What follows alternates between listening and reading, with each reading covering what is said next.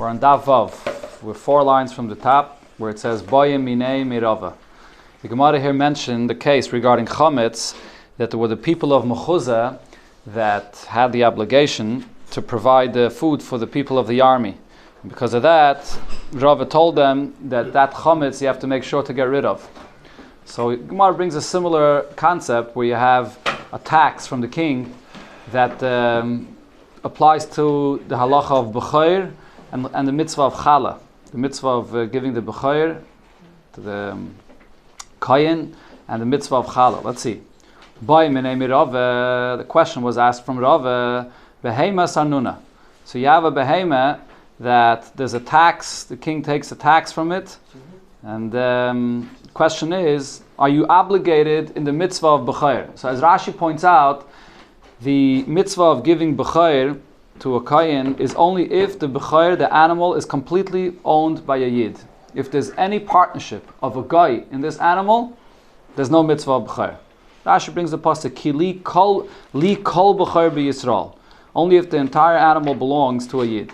If part of it belongs to a guy, there's no mitzvah of B'chair. So here you have an animal that's totally owned by a Yid, but there's a tax. There's a tax from the king that takes a certain percent of your animal. Chayeves b'B'chaira or ein chayeves b'B'chaira? So are you chayev in the mitzvah of B'chaira to give it to the Kayin or not? So the Gemara explains as follows.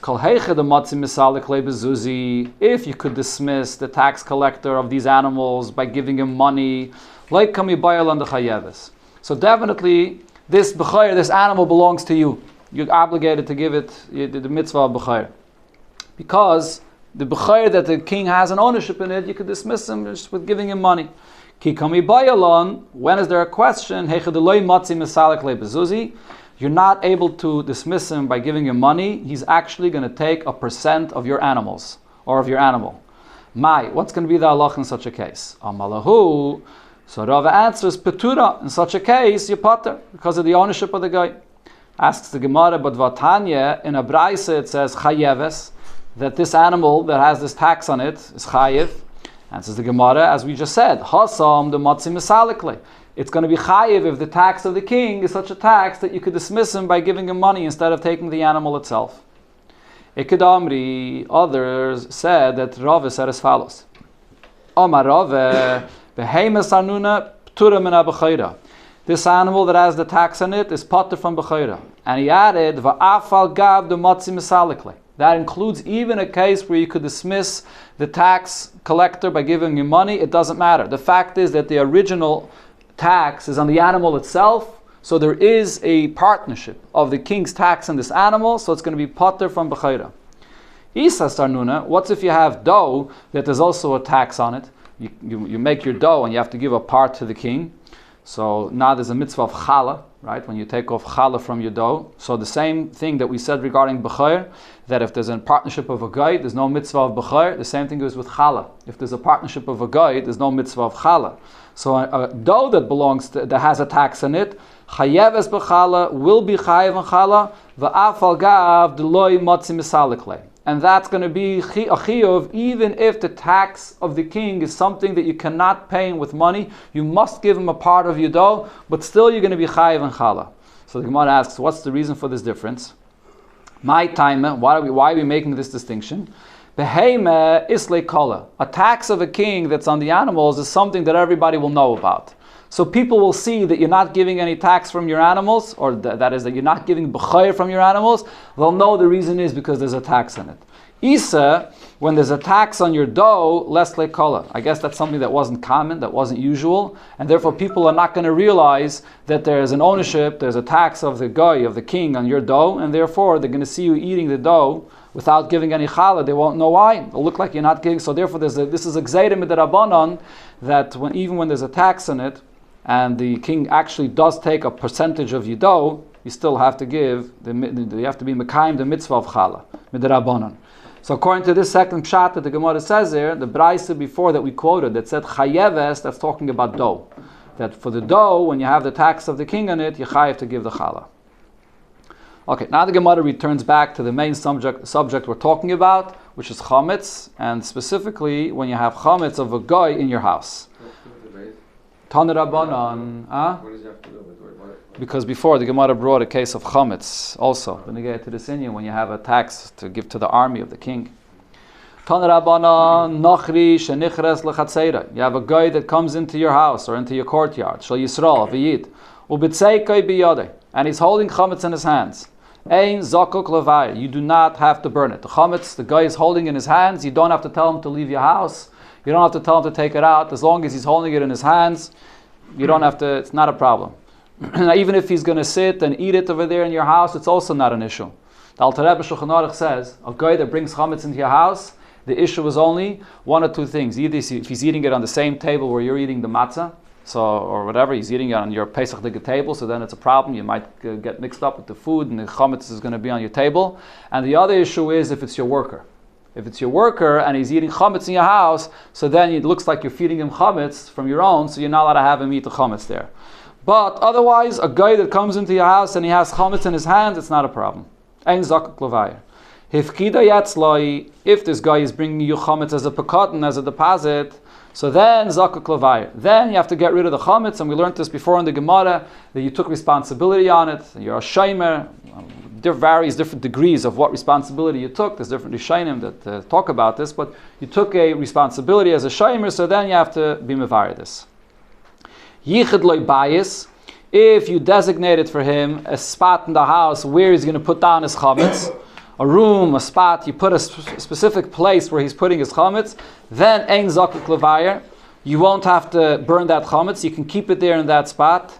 Shenemar, the pasuk says, lo yimatzeh. From the pasuk lo yimatzeh, I see that you don't have to get rid of the chametz of the guy, even though you're a shomer, if you're a miyachid lo bayis. You designated an area where he's putting down his chametz.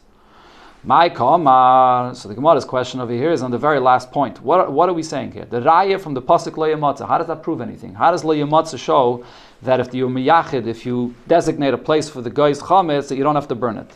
Amar Rav Papa, says Rav Papa, arei shekoi. No, this part of the Braisa, Yichud Lo Bayis, is actually going back on the Reisha. V'hachi kamar. And this is what we're saying. Sorry, not Yichud Lo Bayis, the Lo Yimatzeh. The pasuk of Shenema Lo Yimatzeh does not refer to Yichud Lo Bayis. Lo Yimatzeh is telling me a chumrah. What does Lo Yimatzeh say? Lo Yimatzeh is mashma. It should not be found in your house under any circumstances. Lo Yimatzeh is not mashma kula.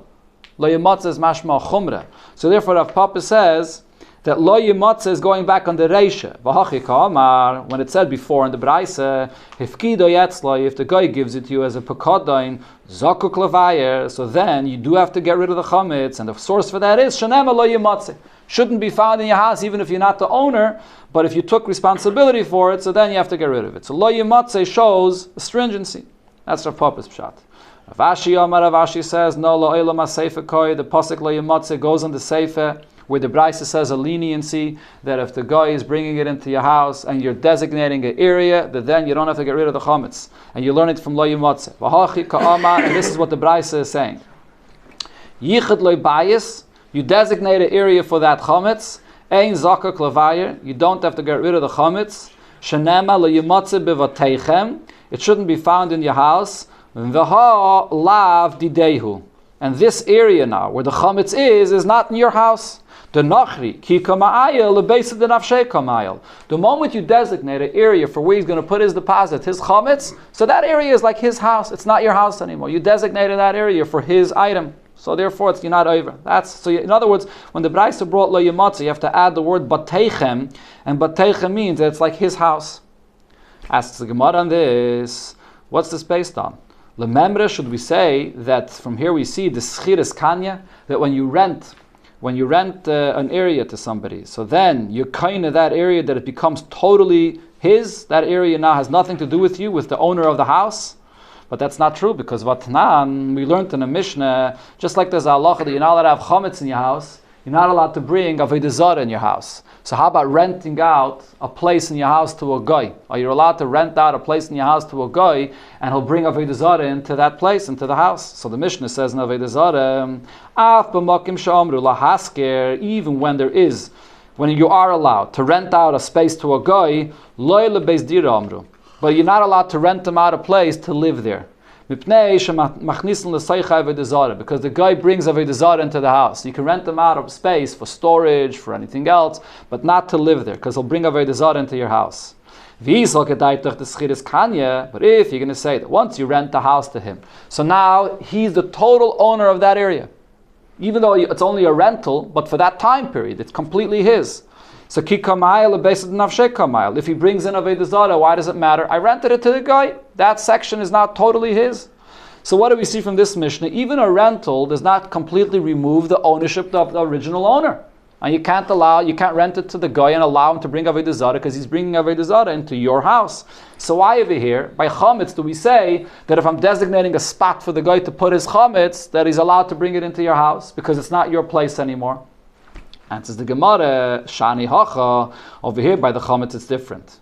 It's true, even when you rent it, it's still your place. You only rented it to him. But here it's different. The Torah writes the Isser of having chametz in your house using the expression of lo yimatzei. Misha matzei biyadcha, yimatzei also shows a kula, shows a leniency, meaning only if it's available, accessible to your hands. Yatzazeh she'ena matzei biyadcha. If you designate that area to the guy, so it's not considered to be matzei to you. It's as if the chametz is totally in the house of the guy. Because you designated that area to him, so therefore it's miyuchad, it's designated to him, so therefore you're not over. True, it's not kaina, but nevertheless you're not over. It's not halacha by the Zara? By what? Not by the Zara. Is that the halacha? I'm saying you can't rent a guy a house? No, in your house. The way it applies Bizman Hazeh, I'm not sure. Regarding the Zara, regarding renting, if a Yid owns a building and he has rentals to a guy, no. The way it applies today, I'm not sure. We'll have to wait till we get to Masechta Avodah Zarah. But when we get to this Inyan over here by Chometz, where it says Yichud Lo Bayis, so there's actually a machlekes of Rashi and Tosfos. Rashi says this whole thing that we're talking about over here, where you're designating this spot for the Chometz for the guy, is only if you didn't take responsibility for that Chometz. If you did take responsibility for that Chometz, you're Shem Mesachar. So then, even if you were meyachid a space for the guy to put that chametz down, it's not going to help because you took responsibility for it. Tosfos says no. The whole chiddush of our Gemara of yichud lo bayis is even if you did take responsibility for it, and usually when you do, so the Gemara said before, you're going to be over like it's yours. Nevertheless, over here, because you designated an area for him, so therefore it's like in the guy's house, and you're not going to be over. That's the ikar chiddush of our Gemara, and the Alter Rebbe paskins like Tosfos' pshat. You said, but that's if it's not your worker. If it's your worker, so Lamaisa, let's say a guy that comes in with her handbag. So it's a different story. Yeah, if it's your worker, so then if she's taking out chametz, you have to tell her to take it out of the house. Even if she doesn't take it. If it's in her hands, if she's sitting down to eat it in the house, no, you have to tell her to take it out.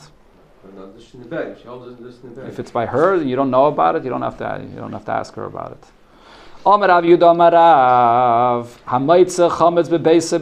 What happens if you find chametz in your house on Yontif? You did bidike and something was left out. You uncover chametz on Yontif. So what are you going to do at the chametz? You can't burn it on Yontif. You can't move it on Yontif either, as Rashi says, because it's muktzah. So what are you going to do with it? Kaifal of a sakeli, you just have to cover it with a keli. Omar Rava says, Imshal hektishu, if the chametz that you found is something that you gave to hektish, ain't it tzarich. So then it's not necessary to even cover it. Why not? What are we talking about over here? We're talking about a case where, like always, a person is mevatel the chametz. So minat Torah, you're not over on this chametz, you were mevatel it already.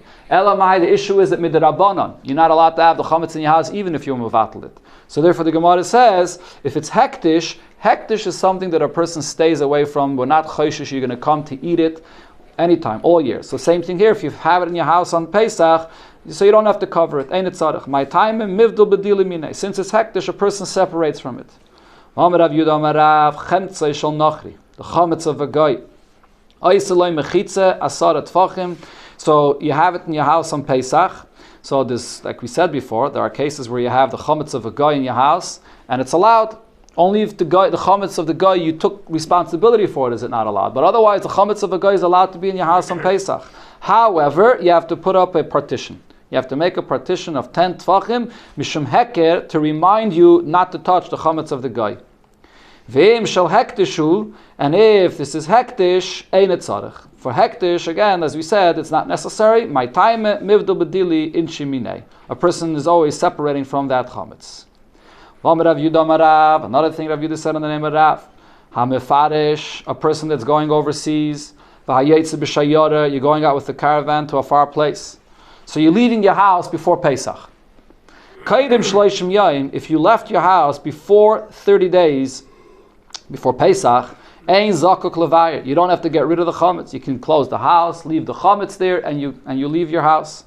Taich shloishim yayim, if it's within 30 days, then zakuk levayir. Then it'll be required from you to get rid of your chametz before you leave. So what's the case this Gemara is talking about? There's a big machlekes Rishonim what we're talking about here. According to many Rishonim, the Ran and others, they say this is only talking in a case where the person is going to be doing bittul. So min ha'Torah, the chametz that he leaves in his house when he leaves is going to be totally okay, because he was mevatlet. The issue that we're discussing here is the mitzvah of bedike midrabanan. When does that mitzvah bedike midrabanan apply? That's what our Gemara is discussing. And the Gemara is saying the takana midrabanan only applies within 30 days. Before 30 days, Chachamim did not apply their takana. He's not going to be at home. Or what? No let's see. One second. Let's see what the Gemara is going to say. Levar is not bedika. No, levair means bedika. Levair and bedika are synonymous because levair means you buy dik and you get rid of it. Bittul means I leave it in the house and I'm just mevatlet, I'm mafkirit, or whatever the concept of bittul is. Over here we're talking about levair, to get it out of your house. Okay? But this is the machlokes. This is the opinion of the Ran. Rashi, however, holds that this whole Gemara is talking even about a case where a person is not mevatel his chametz, and the reason why you can leave your house and just leave the chametz there. If you're leaving 30 days before, how could you do that? What difference does it make if you're leaving 30 days before or you're leaving 100 days before? But min ha'Torah, you're not allowed to have chametz in your property if you're not being mevatel. So the Alter Rebbe Shulchan Aruch explains, and you see this over here from the continuation of the Gemara, that when a person is leaving his house and he closes the door, so that itself is like the chametz is completely bottled. The chametz is completely mavur min ha'olam. Once you close the door, so you're separated from the chametz, and it's like the chametz is covered, and you're not over min ha'Torah. We'll see in the continuation of the Gemara. Let's see. Amar Abaye, says Abaye, Hod Amrit Teich Shloishim Yom Zakuk Levayer. This that you said that if you're leaving within 30 days, so then you have to get rid of your chametz. Le'amarin ala shadai telachser. That's only if he's planning on coming back for Pesach. Avol ein dai telachser. If you're not planning on coming back, ein Zakuk Levayer. Then it's not necessary to get rid of your chametz, even if it's within 30 days. And usually within 30 days, the takan of the chachamim applies to do your bedika, but you're not planning on coming back. Rava says no. If he's planning on coming back for Pesach, so then no matter when you're leaving, even some people say that the taich of Rosh Hashanah means even a day after Pesach. Rosh Hashanah means a year before. Even if you're leaving a day after Pesach and you're not ever coming back to this house a year later, so you should still have to do bedika and get rid of your chametz, because you're planning on you're coming back for the next Pesach. If you are, that is. Again, if you're coming back for the next Pesach, you have to do bedika. Elamar Rava says Rava Hada Amrit Kaidim Shloishim Yom Ein Zakuk Levayer. This that Rav said that before 30 days you don't have to do beer. Lo Yamaran El Shein Dai Telachser. That's because the person is not planning on coming back. Avol Dai Telachser. If you're planning on coming back, Afilim Rosh Hashanah Zakuk Levayer. Even if you're leaving from Rosh Hashanah, you'll have to do the beer. Rava follows his reasoning. The Amar Rava ha'oise beisai oitzer. If a person takes his house, a room that he lived in, and he turns it into a storage, he's going to store grain over there. And below that grain that you're storing in your house, there's chametz that's left stuck under the grain. Kaidim shloishim yom. If it's before 30 days, ein zakuk levayer. So then you don't have to do any beer, even if there's chametz that's going to be stuck under that grain that you're storing now in the house. Taich shloishim yom. If it's within 30 days, then zakuk levayer. Then you do have to get rid of the chametz that you left under this storage that you created here. And the kaidim shloishim nami, even before 30 days, lo yamaran ela she'ein daitei lefanoisei. That's only if you're not planning on clearing out this storage before Pesach. Avol daitei lefanoisei. If you're creating a storage in a room and there's chametz left under it, but you're planning on clearing it out before Pesach or on Pesach, afil kaidim shloishim yom nami zakuk levayer. So it doesn't matter if you turn it into a storage, you're going to have to be mevayer because you're planning on uncovering this storage. So the point that you see from this Gemara is when you create a storage, even if there's chametz that's left stuck under the storage, you're not over on Bayirah by your matzah min ha'Torah.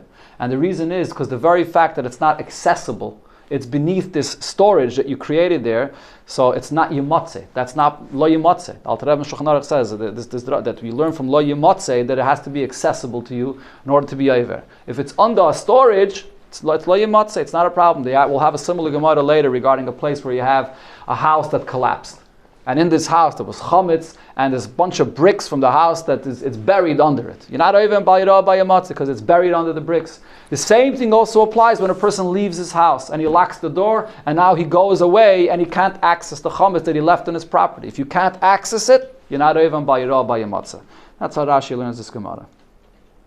Now the Gemara is going to discuss another point. Huh? Even midayraisa, correct. Even midayraisa, you're not even by matzah if the chametz is there, intact, but you can't access it. Or if you don't plan on coming back. That's the case. If you don't plan on coming back, that means that you can't access it. Say, Darabanan, do you have to get rid of it or no?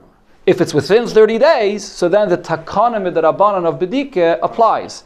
But before 30 days, Chachamim's takana of bedike does not apply. Chachamim were machadish bedike, but they gave a certain time for it. When's the original time of bedika? Leil Yudalit, like it said in the Mishnah.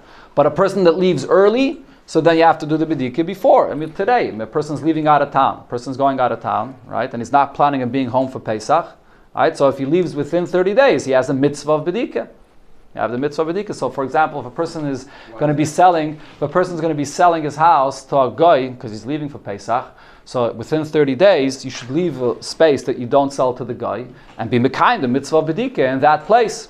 Unless you're going to be doing the mitzvah of bedika in the place that you arrived to. So you'll do the mitzvah of bedika there, so then you could sell the whole thing to the guy. But otherwise, it's within 30 days, you should be mekayim the takanas chachamim. That says not. If you're not planning coming back, you don't have to make a bedika. But within 30 days, the mitzvah, the mitzvah of bedika applies. Within 30 days, the mitzvah of bedika applies. Huh? Or you could still be mekayim a mitzvah, bedika. Meaning you don't have to maybe. Right. You have a exactly. mitzvah. So now the Gemara is going to discuss this concept from where do you see that why did Chachamim establish that their takana only starts 30 days before? Why not 40 days before? 50? What's the number 30? Hani shloishim yoyim ma'avedetai. Why 30 days before? Zok the Gemara kedetani, we learned in the Braisa. Shayel in v'darshim b'lchas ha-Pesach kedem ha-Pesach shloishim yoyim. You learn, you discuss the halachas of Pesach. From when do you start? You start from 30 days before. Rav Shimon ben Gamliel says shtei Shabbos, 2 weeks before. My time at the Tanakama. What's the source of what the Tanakama says? Shaharei Moshe oimid b'Pesach. Moshe Rabbeinu is standing on Pesach Rishon. On Pesach Rishon, it was on Yudalad Nisan. Umazer ala Pesach Sheni, and it's that day that he told them the halachas of Pesach Sheni.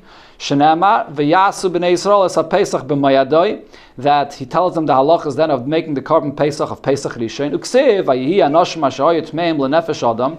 There were people that couldn't bring the Pesach Rishon, and Moshe Rabbeinu asked Hashem the question, and he tells them the halachas of Pesach Sheni, even though it's 30 days before. So you see that 30 days before you start teaching the halachas. Rav Shimon ben Gamliel says, Amalacha, he says, Aidi b'mili the Pischa, because Moshe Rabbeinu was teaching them the halachas of the first Pesach, so masik lahu l'chol mili the Pischa. So therefore he also went on to elaborate and he taught them the halachas of the second Pesach, of Pesach Sheni as well. But really there's no proof from here that in general you have to start from 30 days before. My time that Rav Shimon ben Gamliel that says 2 weeks before. What's his source? Sharei Moshe oimid b'Rish Chodesh. It was on Rish Chodesh Nisan, u'mazer ala Pesach, and that's when he's teaching the Yidden and telling them about the mitzvah of Korban Pesach 2 weeks later. Shenamar ha-Chodesh hazeh lachem Rosh Chodashim, and that was in Rish Chodesh Nisan. Uksiv, and the pasuk says, Dabru ha-kol adas Yisrael le'moi ba'asal ha-Chodesh hazeh v'yikchalem ish sela beis avis v'gaimer, and he's teaching them the halachas of the Korban Pesach that they bring 2 weeks later. Says the Gemara, Mimayde bereish yarcha koi. How do you know that he was teaching it to them on Rosh Chodesh Nisan? Dilma bar ba b'yarcha, or bar chamisha b'yarcha. Maybe it was already Daled Nisan or Hey Nisan that he taught them the halachas. How do you know he taught the Yidden the halachas on Rosh Chodesh Nisan? So Tosfos here says, even if Moshe Rabbeinu heard the mitzvah of Korban Pesach from the Eibishter together with the mitzvah of HaChodesh Hazeh Lachem on Rosh Chodesh Nisan, but you don't see in the pasuk that he actually taught the Yidden on Rosh Chodesh Nisan. Maybe he taught it to them later. Ela Marabe Barshimi Mishmei Deravine. We learn it out from a different place. Mehacha Vayedaber Hashem al Moshe b'Midbar Sinai Bashona Shenis b'chodesh harishon. That it was the second year when they went out of Mitzrayim, and it was b'chodesh harishon. It was Nisan. Oksiv, and it says, "V'yasu b'nei Yisrael es haPesach b'mayadai." The Yidden should bring the Korban Pesach in the right time. So over here as well, it's on a Chodesh Nisan, and he's teaching them about the Korban Pesach when that's going to be 2 weeks later. So again, the Gemara asks the question, Hachanami here as well, Mimai de Beresh Yachakoi. It just says in the pasuk that it was b'chodesh harishon. Doesn't say what day of the month it was. How do you know it was Rosh Chodesh Nisan? Dilma barba b'yarcha b'chamisha b'yarcha koi. Maybe it was Daled Nisan, Hey Nisan. Amar Rav Nachman bar Yitzchak. No, we have a Gzeira Shava for this. Asya midbar. We learn out midbar, Gzeira Shava. Ksiv hacha b'midbar Sinai. In this pasuk, when it talks about Chodesh Nisan, it says midbar Sinai. Ksiv hasam, and then there's another pasuk. Vayedaber Hashem al Moshe b'midbar Sinai ba'oyel mayid, and there it says be'echad lachodesh hasheni. It was Rosh Chodesh Iyar, so there it clearly says be'echad lachodesh. Mala halam b'Rosh Chodesh, just like when it says b'midbar Sinai the second time, so it says it says it was Rosh Chodesh Iyar. Afkan b'Rosh Chodesh over here as well by Chodesh Nisan. It says when Moshe Rabbeinu spoke to the Yidden, it was Rosh Chodesh Nisan. So this is Rab Shimon Gamliel's source that when you learn the halachas of Pesach, you start from 2 weeks before. Okay, now the Gemara is going to discuss. Once we brought up these psukim here, the Gemara is going to discuss the fact that it's actually out of order. Fragt the Gemara, v'nichtev bereishe the Chodesh Rishon. Why doesn't the pasuk first write what happened on a Chodesh Nisan? V'had nichtev the Chodesh Sheni, and then the Torah should write to what happened on Chodesh Iyar. What's talking about it? What is it talking about over here? Parshas Bamidbar, the opening of Chumash Bamidbar. So what's the first pasuk of Chumash Bamidbar? What does it talk about? Counting the Yidden. When did that take place? Rosh Chodesh Iyar. Then in Parshas Bahaloischa, 3 parshas later, it talks about when the Yidden brought the Korban Pesach, and then the Pesach Sheni, and over there, what is it talking about? Chodesh Nisan. It's out of order. Why isn't it start first with Parshas Bahaloischa? Amar Rav Menashe bar Tachlifa Mishmei de Rav Zois Aymeres. This teaches us ein muktim u'mocha b'Torah. There's no order in the way things in the Torah are not written in a chronological order. Ein muktim u'mocha b'Torah. The Torah first writes, so Rashi there says that the Torah did not want to start with something that has something negative, that the Yidden only brought 1 Korban Pesach when they were in the Midbar and they never brought it again, and wants to start with the Yidden being counted, which is something positive, expresses the love of the Eibishter to Yidden. So therefore it goes out of order. In other words, it doesn't mean there's no reason for why Torah writes it the way it does. There's a reason. But the point is that Torah is not written, it's not a history book, it's not written in a chronological order.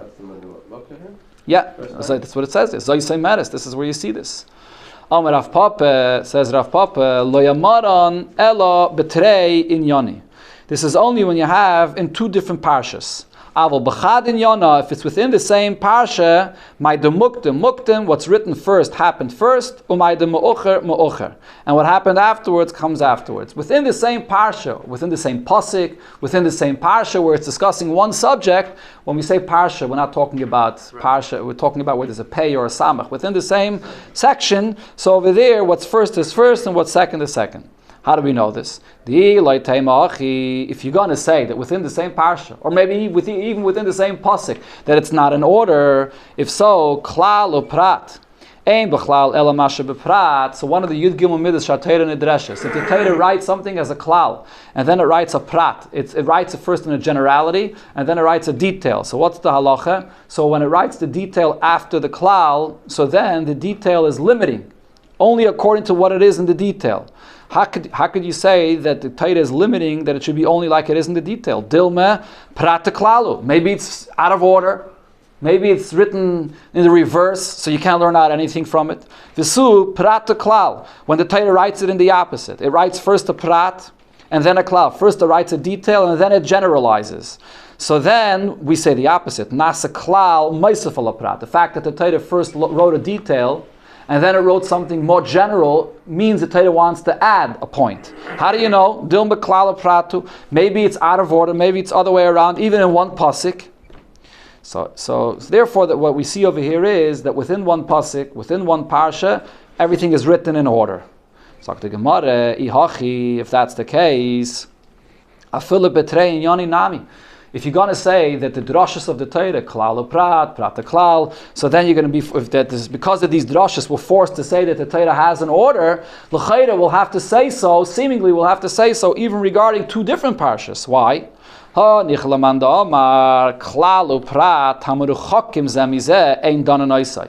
now, what happens if you have the Torah that writes something in a general way, and then afterwards it writes it more in detail, but it's not within the same parsha? There's one parsha, and then the Torah comes back to the same subject in a different parsha later.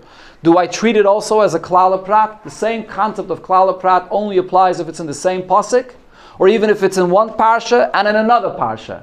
Says the Gemara, there's one opinion that says that klal prat hamuruchakim zemizeh, if the klal is in one parsha and the prat is in a different parsha, ain't done an oisai, the klal prat. So then I don't apply this rule of klal prat. So then shaper. Then what we're saying here makes sense. Within the same parsha, it has to be in order.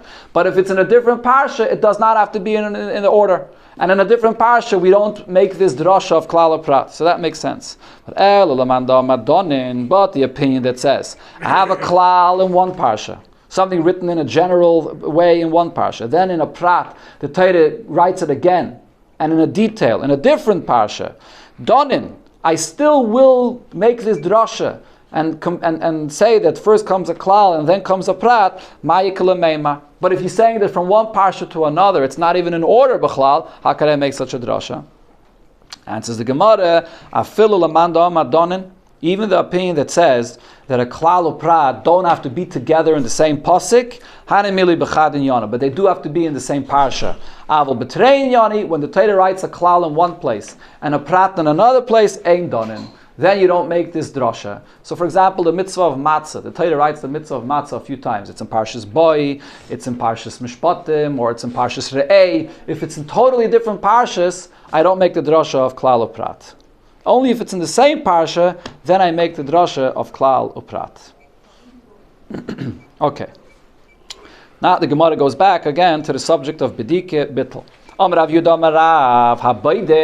you do your bedike at the night and you dalit, when you're done with your bedike, you have to be mevatel the chametz. My time, why do you have to be mevatel the chametz? Once you were beidik, so you got rid of all your chametz. There's no chametz in your house. Why should you have to do bittel as well? So the Gemara, if you're going to say the reason is mishum pirurin, because you might have missed some crumbs that are left over. And pirurin over here doesn't only literally mean crumbs mamish. Anything that's smaller than a kazayas is called pirurin. So maybe there are certain things that you left out of the bedike, and therefore we're afraid that it's in your house over Pesach. So therefore you have to, chachamim were misakin that you have to do bittul as well. Frak the Gemara, but holech shivi. But that's insignificant. And because it's insignificant, the person doesn't need it, doesn't want it, and it's not his b'chlal. It's hefker. Now if you're going to argue and say, even the mintalu agav beisa, but it's indoors, it's in your house. Even if you don't want it, but because it's in your house, so chshivi, so it has significance, it's yours, and you're going to be over by your matzah if you don't get rid of it. Says the Gemara, no, that's not true, because vatani, we learned in the Braisa, seifei te'enim. You have, let's say, figs that stay at the end of the season that never ripen. And then they're not really edible, they're not good. And you're guarding your field because you have grapes, you have a vineyard that's there. Seifi anovim, or you have grapes that are not ripening and they're there at the end of the season. And you're guarding your field because of other vegetables that you have over there, cucumbers or squash or whatever it is. You have other things that you're using in your field. If these grapes or figs that are not really ripening, if you care for them, nobody's allowed to steal it, no one could take it. And you're the owner, and you're going to be chayiv and meiser. But if it's something that you're not makbid, you don't care for them, even though you're guarding your field, but you're only guarding it for the good fruits. But for the fruits that are not going to be edible, you don't care for them, and therefore mitarim mishum gezel and pturim mishum meiser. There's no din of meisers because it's totally hefker. So what's the Gemara's question? If a person did a proper bedike and there's some leftover crumbs in his house that's smaller than a kazayas, so who cares if it's left over in his house? It's going to be hefker. He doesn't care for them. He doesn't want them. It's anyways hefker. So you're not over by your matzah. So what's the issue? Says Rave, there's a gzeira Chazal will guys there that you might do bedika properly, but still there may be a gluski yafa, there may be a nice cookie or something that you won't uncover when you do the bedika and it's left in your house, and you might find that on Pesach, and you're not going to be able to be mevatler on Pesach. Gluski yafa v'daite laveh, you have your mind in it. Frek the Gemara, why not? Let him be mevatler right then and there if he finds it on Pesach. When you find it on Pesach, let him be mevatler what you find right then. Why do you have to do the bittul in advance? Says the Gemara, Dilma mishkachas lebasa yisura. But it depends when you find it. If you're going to find it on Pesach, or once the Isser takes effect, v'lav b'reshusah kaime. Once Pesach begins, you're not the owner of your chametz. V'lei matzi mevatl. And you can't do the bittul of the chametz. Okay, why are you not the owner of your chametz once the Issa starts? Because something that's asr b'hana, if you are not allowed to have hana from something, so by definition means that you're not the owner of it. What's the definition of ownership? That I can eat it, I can use it, I can have hana of it. But once the Issa starts, I can't have any hana from it. I'm not the owner of it. If you're not the owner of it, so then you can't be mevatel, you can't be mafkir it, you can't render it insignificant if it's not even yours b'chlal. So if it's left in your house and the Isra already started, so then now bittul is not an option. Damar Rabbi Lazar said, Shnei dvarim einam b'reshusah shel adam. There are two things that are really not yours. But v'asan hakasov ki ilu b'reshusah. The Torah says that we'll consider it as if it's yours, and there'll be an Isser. What are the two things? Ve'elohein bar b'reshusah rabim. If a person digs a pit in a reshusah rabim, and somebody else falls into the pit that you dug, it's something which is really hefker. It's not, you don't own it at all. So if it's not yours, so really you shouldn't be chayiv, you shouldn't be responsible for what happens for someone else that falls into the pit. It's not yours, it's hefker. It's in the area which is hefker, it's in the reshusah rabim. Nevertheless, the Torah says when you dig this pit, even though it's not yours, it's as if it's yours and you're going to be obligated, you're chayiv, for somebody that is going to fall into this pit and hurts himself with this pit. And the same thing also, chametz misheshah salamayla, chametz from Erev Pesach, from chatzais. Then you can't have any hana of it. So if you can't have any hana of it, it's not yours. So if it's not yours, why are you over by yirah by your matzah? Didn't we learn before that if it's not yours, you're not over by yirah by your matzah? The Torah says that it becomes as if it's yours. The Torah said that it's aser, that it's as if it's yours, but really it's not yours, so you can't do any bittul. So therefore, this is the takanim the rabbanon that you have to do bedika and bittul as well. In other words, minat Torah, you have an option of doing either or. You can either do only bedika or only bittul. Chachamim came and said you have to do both. You have to do bedika because if you're just going to leave it in your house and do bittul, so then you might come to eat the chametz that's all over the place. Or we don't rely on your bittul. We're afraid that the person's bittul won't be wholeheartedly. So you have to do bedika. On the other hand, you have to do bittul because bedika is also not flawless. You can do bedika, but you might forget something. You might find something behind your couch. You'll move it in Pesach, and all of a sudden you see a cookie there. So therefore, you have to do bittul as well. And then you're not going to be over for something that's left over there. So when you said Gluska Yafa here, was something together pirurin? Gluska Yafa doesn't necessarily mean literally a beautiful Danish or whatever it is. Gluska Yafa means anything that's larger than a kazayas, which is not bottle. Pirurin means if it's smaller than a kazayas, so that's something which is bottle automatically. It's hefker automatically, without you doing it. Gluska Yafa means it's more than a kazayas, and that's not hefker automatically. Yeah, he was mevatel. He was mevatel, right? That's the reason for the takana of bittul. If you find the gluska yafa, so then it's going to be bottle, so you weren't over by your by your matzah. Okay, we'll stop over here.